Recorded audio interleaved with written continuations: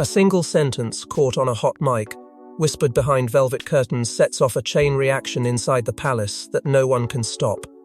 In the span of one night, aides scramble, phones vanish, and a sealed envelope changes hands as if it's radioactive. And at the center of it all, Prince William, staring down the most powerful man in the country, his own father, demanding an unthinkable reversal that could rewrite the monarchy's future. Before we go deeper into what this really means for the royal family, make sure to subscribe so you don't miss a single update. It begins with a rush of footsteps and a file that should never have existed outside a locked drawer. A junior aide, pale with panic, barrels through private corridors, clutching a briefing folder stamped in harsh block letters, "Do not copy titles, emergency." Behind that stamp is something worse than scandal. It's proof of motion of a decision already in progress, a decision that was supposed to be untouchable. Because tonight, the palace isn't a home, it's a machine in overdrive. Phones are quietly collected for security. Conversations stop the moment a doorway opens. People who've served for decades suddenly look like they're learning, in real time, that loyalty has an expiry date. And somewhere in the middle of that tightening silence, a memo or a recording, depending on who you believe, slips out like a blade, suggesting the Queen title is being reconsidered immediately. That one implication detonates everything. Queen isn't just a word in a headline, it's a seal of legitimacy, a promise of continuity, the public's permission made visible. Remove it, and you're not correcting etiquette, you're signaling who truly holds the monarchy's steering wheel.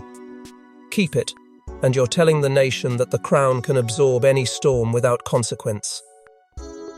Either way, the institution bleeds, and everyone inside feels the ground shifting beneath them. This is where William's red line appears, sharp and unforgiving.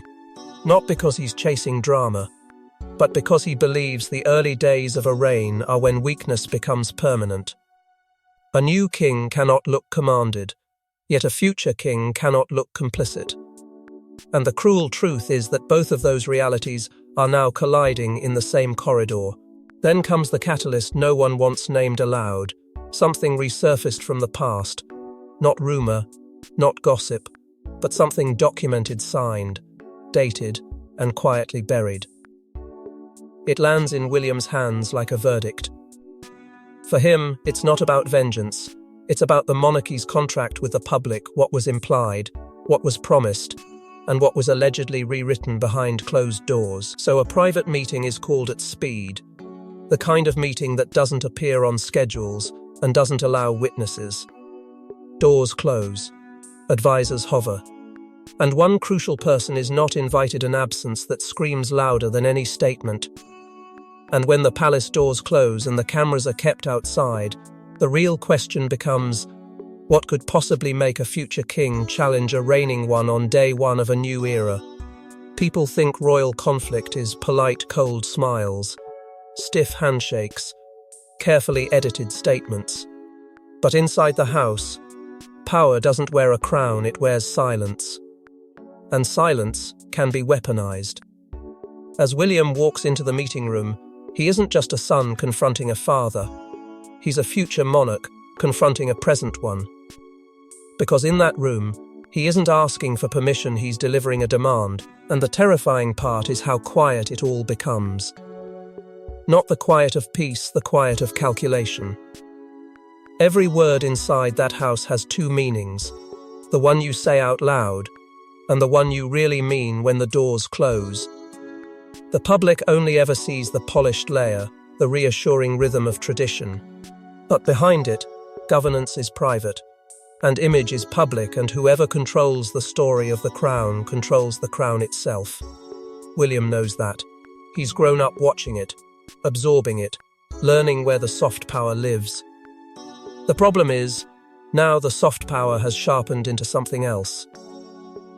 Because William isn't walking into that room as a man with an opinion. He's walking in as a man with a boundary. And boundaries, in families like this, are dangerous. He feels the pull of duty like gravity. Protect the institution, protect stability, protect the future he's been prepared for since childhood. But then there's the other pull, raw, personal, impossible to sanitize the loyalty to his father, the knowledge that every push will look like betrayal, every demand like a knife. And somewhere between those forces sits the moral line he can't unsee anymore. The line that says, if the monarchy can quietly adjust reality once, it can do it again. And if he allows that now, he'll be signing his name to a future built on managed truth. The king, meanwhile, is new in his role, and everyone can feel it. A fresh reign is supposed to look calm, inevitable, unshakable. Yet beneath that surface, the vulnerability is obvious to those trained to read it. Public sentiment is unstable. The press is hungry. Advisors are watching for cracks not because they want to harm him, but because they fear what a crack invites. The moment the king appears commanded, even privately, it becomes a story that can't be unraveled. It becomes the beginning of doubt. And doubt, in a monarchy, spreads faster than scandal. Then there's the Camilla factor, the lightning rod in a room already filled with fuel.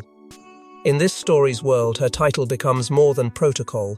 It becomes a symbol that drags old grief into the present, opens old resentments, and ignites legitimacy debates that never truly died.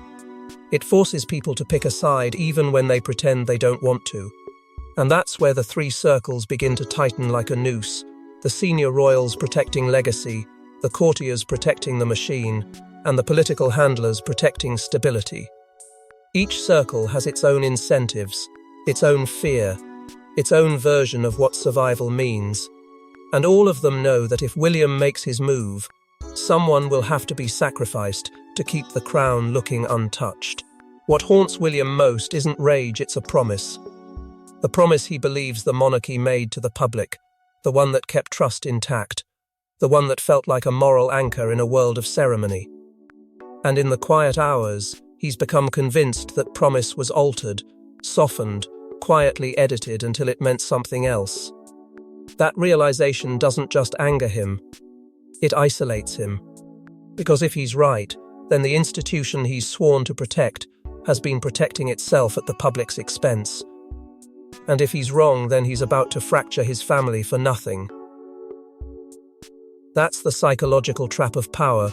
You're forced to act before certainty arrives. So he does something no one expects.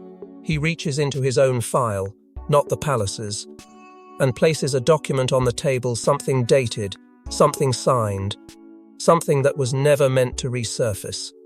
The paper doesn't shout. It doesn't need to. It simply exists, heavy with implication, daring anyone in that room to pretend they've never seen it before. But documents don't scare kings unless they reveal something deeper. So to understand why this paper matters, we have to go back to the moment the monarchy first learned that titles can ignite revolutions. A royal title looks ceremonial, like a ribbon on a box. But in a monarchy, titles are currency, armor, and confession all at once. They tell the public who is protected, who is forgiven, and who is destined. And when a title changes, it isn't just tradition shifting, it's a signal flare. In this story, one word queen becomes a fuse that leads straight to the palace basement where the family keeps its oldest secrets. Because titles don't just describe status, they manufacture reality. They stabilize succession, shape constitutional optics, and reassure a public that needs symbols to feel order. In the universe of this narrative, the monarchy isn't merely a family, it's a brand built on continuity. Its symbols function like contracts, unspoken emotional agreements that say, "Trust us, we will hold the line." And once the public believes that contract exists, any change to a title feels like tampering with the contract itself. That's why the smallest shift can create the biggest shock. It's not about etiquette. It's about whether the institution can rewrite the rules and still expect applause. And when that pressure rises, factions form quietly at first, then unmistakably.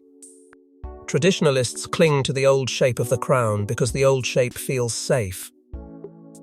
Modernizers argue that survival requires adaptation, even if it stings.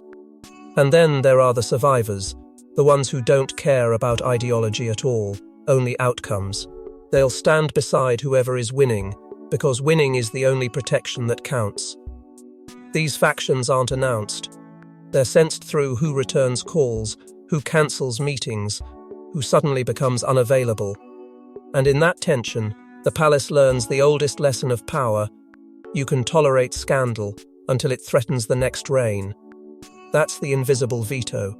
The institution can absorb almost anything until it risks damaging the future king's legitimacy before he even sits on the throne. That's where the rumored pact enters like a ghost.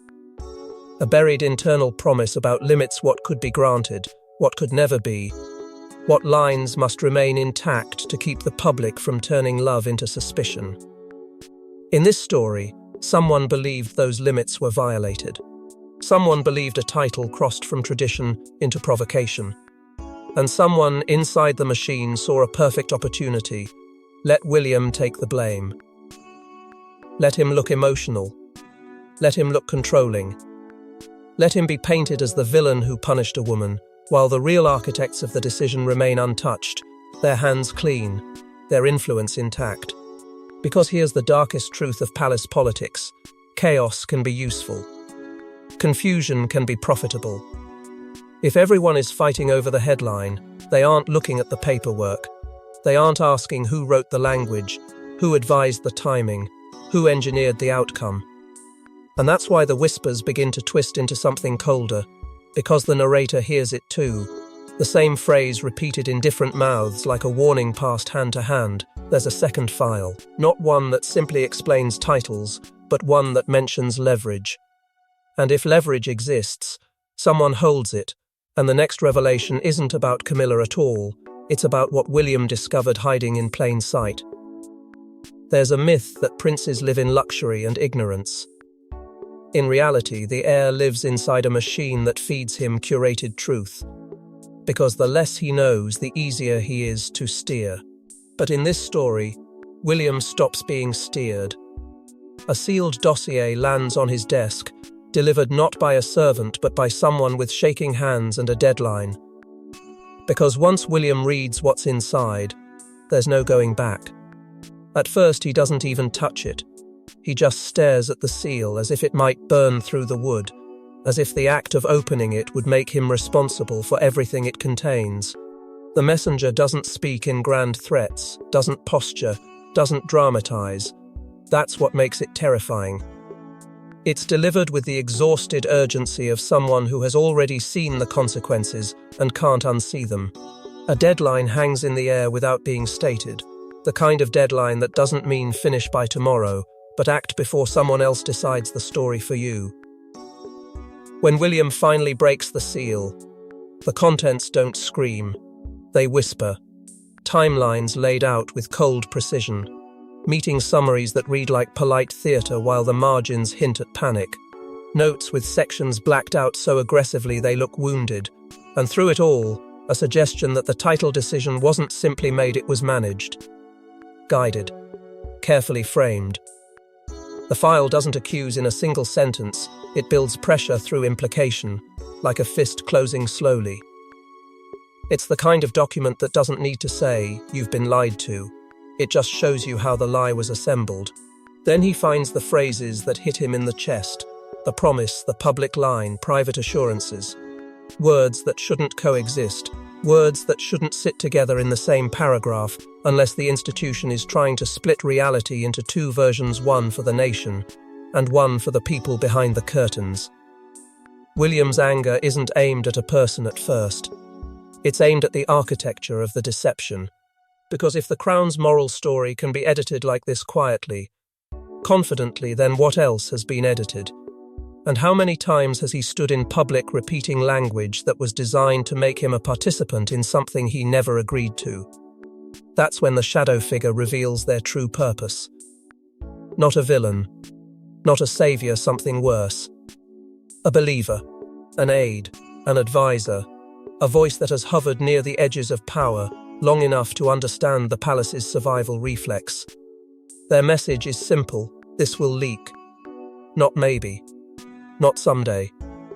Someone is prepared to release a version of events that makes William either irrelevant or cruel. And once that version becomes accepted truth, no correction will matter.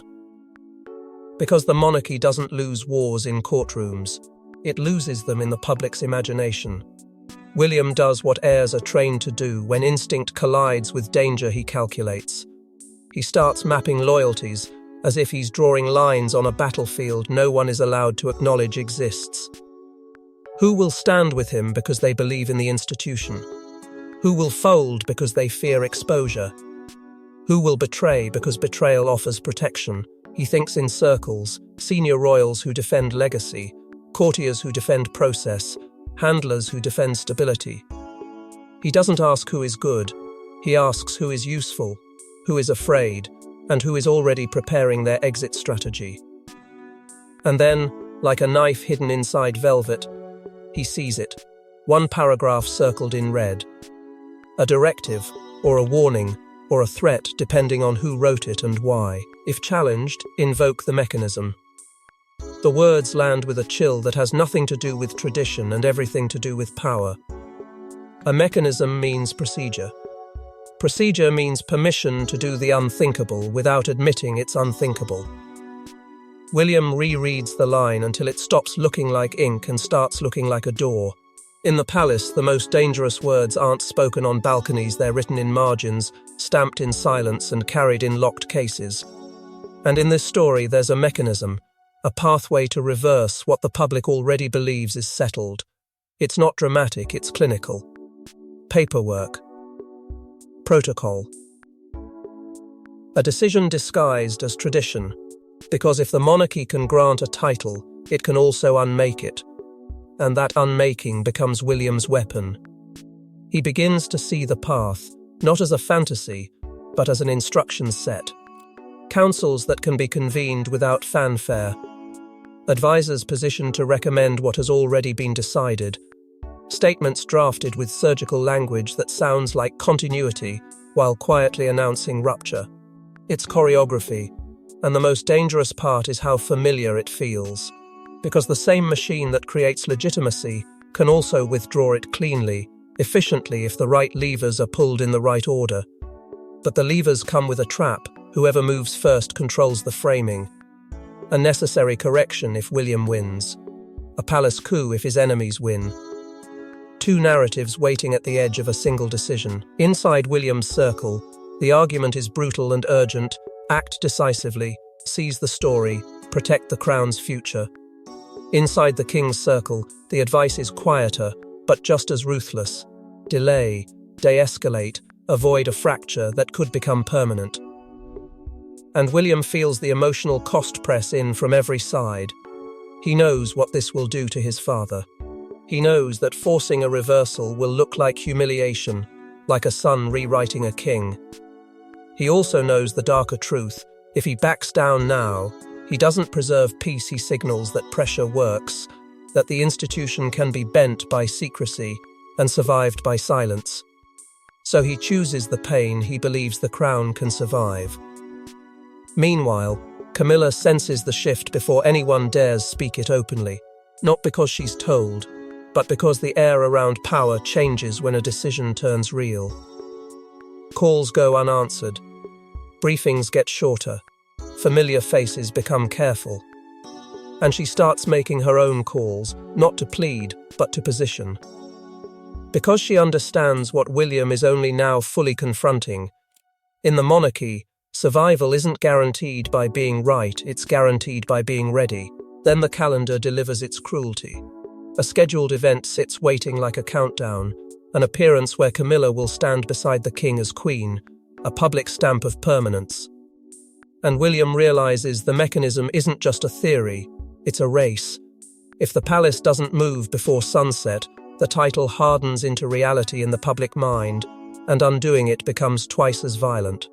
He looks again at the circled words, invoke the mechanism, and understands what they really mean. The machine was built for this. And now he has to decide whether to use it. And as the clock closes in, the story stops being about protocol, because Camilla realizes she's being cornered, and she doesn't intend to go quietly. In this fictionalized royal thriller, people underestimate Camilla in stories like this. They treat her as a symbol, not a strategist. But symbols can fight back, especially when they're backed by decades of survival. In this chapter, the palace doesn't just feel tense, it feels hunted. Doors close, conversations stop mid-sentence, and then one phone call changes everything. Because Camilla doesn't plead, she reminds everyone what she knows and what she could make public. The moment she senses the mechanism turning, she doesn't wait to be informed, she begins to move. Not loudly, not emotionally. With the calm of someone who has survived storms by reading the wind before anyone else admits it's changing. She reaches for the oldest currency in that world: relationships. A quiet call to a courtier who owes her, a message to a long-trusted intermediary who understands the press without ever seeming to touch it. A reminder sent to the right person at the right time: I've been loyal, but I've also been watching. And suddenly, the palace isn't just divided into supporters and skeptics, it fractures into people calculating what happens if Camilla decides to stop protecting the family's secrets. Because this isn't a simple fight. This is mutual assured destruction, dressed up as tradition. Everyone inside that system has something they don't want dragged into daylight. An old promise phrased too casually. A private assurance that contradicts a public line. A conversation that sounded harmless at the time, until history made it explosive. Camilla understands that fear better than anyone, and she uses it without raising her voice. She frames William's push as reckless, destabilizing, emotionally motivated, a crusade fueled by ghosts and grief rather than judgment. She doesn't need to prove it. She only needs enough people to believe it could be true. Because doubt is the sharpest weapon in royal politics. William feels that doubt press against him like a cold hand, not because he thinks he's wrong, but because he realizes how easily the story can be turned against him. In one version, he's the protector of the crown, cleaning up what should have never been allowed to blur. In another, he's an enforcer punishing a woman for history, using power as personal revenge. He tells himself he won't be baited. He tells himself he won't lash out. But then he hears something, just one line, delivered through a channel that shouldn't exist, passed along like a warning, and it hardens him all over again. It suggests that the managed decision wasn't just an error in optics, it was a deliberate strategy to corner the future reign. And once William believes that, his hesitation turns into something colder. Resolve. The king becomes the human casualty trapped in the middle of a war no one will admit is happening. He's pulled between wife and son, between stability and authority, between protecting his household and protecting the crown's illusion of unity. The exhaustion isn't just physical, it's moral. He can feel the humiliation waiting on both sides. If he yields, he looks commanded by his heir. If he resists and loses publicly, he looks weak at the start of his reign. And if he tries to delay, he risks the worst outcome of all: leaks, chaos, and the public sensing that something is rotten behind the curtain.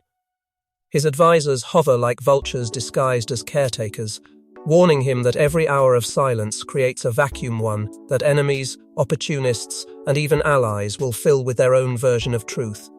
That's when the pivotal threat is prepared. Not spoken in a meeting, not written in an official memo, because the most dangerous threats are never formal.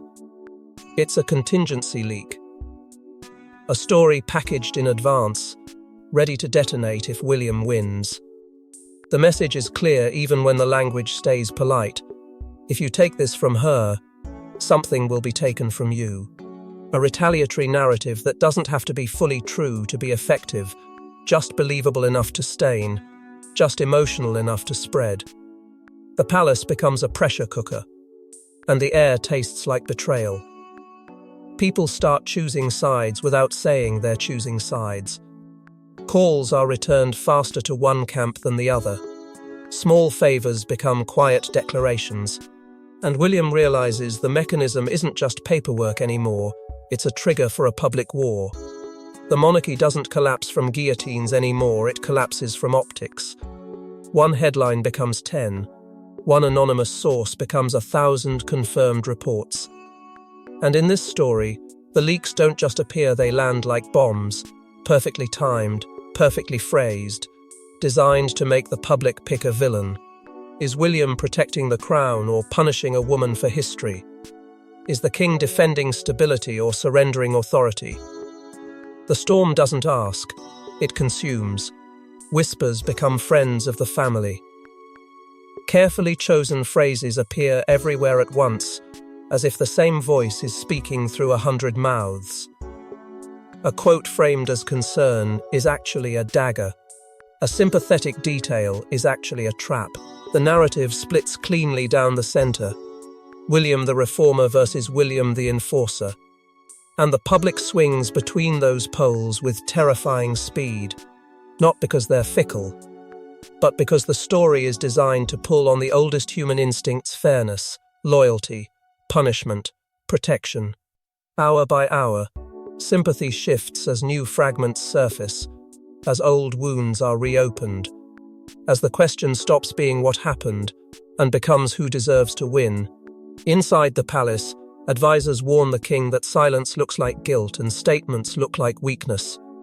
Every option is a losing option unless you control the frame first. William refuses to attack personally, even as the pressure mounts, even as his name is bent into something crueler than he recognizes. He plants one phrase and clings to it like a shield: institutional clarity. Not humiliation, not revenge, not correction by force, clarity, because clarity sounds like duty, and duty is the only language the crown can safely speak without sounding human. Camilla, meanwhile, frames it as personal humiliation and betrayal of loyalty, because betrayal spreads faster than policy. She doesn't need to argue legality. She argues pain. And pain is contagious. Then the final escalation arrives, delivered with the cold efficiency of people who understand how to end arguments. An emergency meeting is scheduled with a single agenda item. Not discussion, not reflection. 2 words that cut through everything: revoke or resist. William receives a message that isn't signed, isn't official, but is unmistakably meant for him. If you do this, you'll lose more than a relationship. And he doesn't know if it's a warning, a threat, or a promise, only that it's real enough to mean someone somewhere is prepared to burn the entire house down to stop him. And when that meeting begins, the crown faces a choice no monarch wants to make, because either outcome will rewrite the family forever. Imagine a room where the paintings watch you, the clock sounds louder than your heartbeat, and every sentence you speak could echo for generations. This is that room. The king sits at the head of the table with the weight of the crown pressing into his shoulders. William stands not as a prince, but as an inevitability. And then the ultimatum lands: revoke the title or watch the monarchy bleed credibility in slow motion. In this fictionalized account, the air between father and son isn't filled with shouting, it's filled with restraint, and restraint is sharper than rage. The king speaks first, not as a man defending a decision, but as a monarch defending a structure. He argues stability like it's oxygen, compassion like it's a shield, dignity like it's the last thread holding everything together. He warns of civil war optics, of factions feeding off weakness, of a public that doesn't forgive humiliation when it's televised through headlines and whispers. To him, revoking the title isn't correction. It's a rupture that tells the world the crown can be pushed around by pressure, by family, by panic. He doesn't plead, he cautions. And in his caution, you can hear something human. Fear of becoming a king who begins by taking away. William listens like someone who has already walked through the consequences in his mind 100 times. His argument is colder, but not less emotional. He speaks of legitimacy and continuity as if they're the spine of the monarchy. And he won't let that spine bend until it breaks. He brings up the promise, the one he believes the institution made to the public. the one that formed the moral glue of the story people were asked to accept. And he warns what happens when symbolism drifts unchecked, when the crown becomes a machine that edits reality to stay comfortable. It's not the title itself that terrifies him. It's what the title represents, a decision that can be managed today and managed again tomorrow, until the monarchy becomes a performance with no remaining truth inside it. They speak past each other, and that's what fractures the room. The king hears love in William's intensity, but also threat. William hears caution in the king's words, but also evasion. One man is trying to protect the family from pain, the other is trying to protect the institution from rot. Neither of them will admit the darkest possibility, that they might both be right and still destroy each other anyway. Then William changes the temperature with a single move. He references the mechanism from the dossier not with triumph, but with warning, as if naming it makes it real. He makes it clear he knows the path the palace uses when it wants an outcome, without admitting it wanted one. And then he mentions the second file, not the one already circulating in whispers, the other one, sealed, silent, waiting. He doesn't reveal it, he doesn't need to. The implication is enough: if this meeting ends in denial and delay, something will surface that turns this private disagreement into a public spectacle the crown can't contain. That's the moment the king realizes the real threat isn't William. The real threat is exposure truth becoming entertainment, nuance becoming ammunition, private assurances colliding with the public line. A spectacle would devour them all. It would turn the monarchy into a courtroom where every smile is evidence and every silence is guilt. Around them, advisors trained to be invisible begin to make their choices without moving. A glance held too long, a pen picked up and set down, a posture that says, without words, I am with you, or worse, I am not. The room becomes a loyalty test disguised as a discussion, and the king feels the weight of a decision that cannot be unmade once made. He reaches for a pen as if the pen itself is destiny. His fingers hover, his expression doesn't soften, it tightens. Then he stops, because someone enters the room unannounced, and the silence that follows is so complete, it feels like the crown itself is holding its breath. And with that interruption, the story takes its sharpest turn yet, because the final move doesn't come from William, it comes from the person everyone underestimated. When a title is revoked, the palace doesn't celebrate. It goes quiet like a cathedral after a storm. The statement is drafted, the language is sanitized, and the public is offered a clean, painless explanation. But the truth is never clean. Because in this story, the revocation isn't the ending, it's the cover. The moment the title falls, something else rises to the surface, something older, deeper, and far more dangerous than any headline. In the hours that follow, everything becomes careful, not because anyone feels calm, but because everyone understands they are handling explosives with gloved hands. The words are chosen not to reveal motive, only outcome. The language is softened until it sounds inevitable, as if this was always the plan, as if there was never a war behind it. And that's the first cruelty of power. When something shattering happens, the institution tries to make it sound like weather, like it simply arrived, unavoidable, neutral. Inside, though, the cost is written on people who aren't allowed to show it.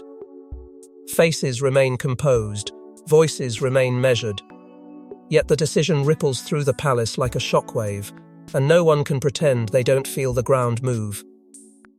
Camilla's reaction, in this fictionalized telling, isn't tears. It's calculation. She reads the revocation not as a personal wound, but as a message. The line of command has been clarified, and she is no longer safe beneath it.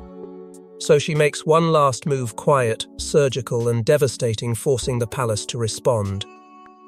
A call placed to someone who shouldn't be reachable. A reminder delivered to someone who prefers forgetting. A contingency set in motion so that even in defeat, she is not powerless. She doesn't need to win the title battle if she can make the victors bleed on the way out.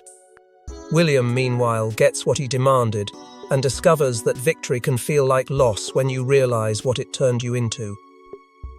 He wanted to protect the crown from becoming a machine of manipulation, yet here he is, using the machine perfectly. He tells himself it was necessary. He tells himself it was the only way. But late in the night, the question starts to haunt him. If you save the institution by behaving like it, do you save it, or do you become the thing you feared? The triumph is swallowed by the taste of something colder recognition. The king's consequence is subtler, and perhaps worse. Publicly, his authority looks preserved because the statement carries his weight and his signature. Privately, he is changed by the knowledge that the heir can compel outcomes. A monarch can survive scandal. A monarch struggles to survive the moment the household senses the future has more gravity than the present. It doesn't matter how gently it happened, the precedent has been set. The next reign has announced itself not with a coronation, but with pressure. And then, behind all the noise, the true twist starts to breathe. The dossier's second file remains hinted, not revealed, its contents never fully named, but its shadow stretches across every conversation. People act differently around it. They speak with caution they didn't have before. They stop correcting rumors they would have corrected yesterday. Because the institution's greatest skill has always been controlling endings, closing chapters cleanly, sealing pain inside polished language. But this ending refuses to seal. It leaks around the edges. It stains the silence. It suggests that the revocation was not the conclusion, but the trigger. And finally, the narrator leaves you with the one line that changes the temperature of everything.